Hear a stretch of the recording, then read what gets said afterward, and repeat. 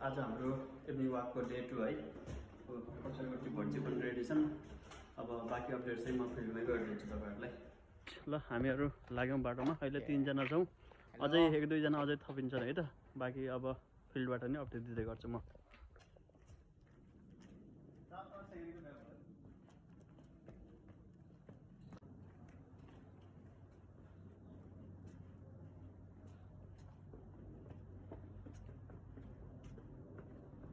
हामीहरू अब फिल्डमा पुगिसक्यौँ। हाम्रो पहिलो टार्गेट भनेको हामीले अब 10 राउन्ड यसमा लाउँछौँ फिल्डभरि, अनि त्यसपछि हामी फुटबल खेल्छौँ अलिकति, अनि त्यसपछि रुमतिर जानुपर्छ है त। 10 राउन्ड हान्नुपर्ने हुन्छ यसमा चाहिँ।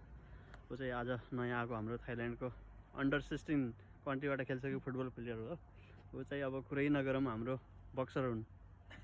हाम्रो नेसनल गेमको लागि जियोस सिलेक्सन भएको तर खेल्न नपाएको मात्रै हुन्।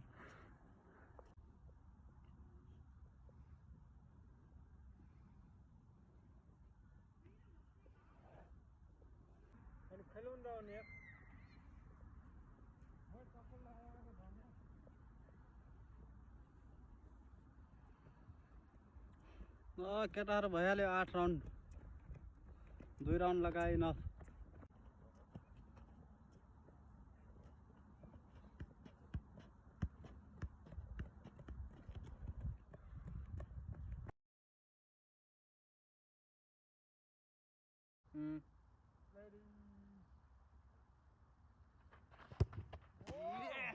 या ओके।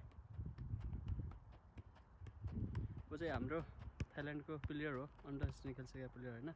हामीसँगै काम गर्छ कम्पनीमा, अनि हामीसँगै फुटबल नै खेल्छौँ जियोस्, अनि एक्सर्साइज गर्न नि एक्टिभ छ केटो।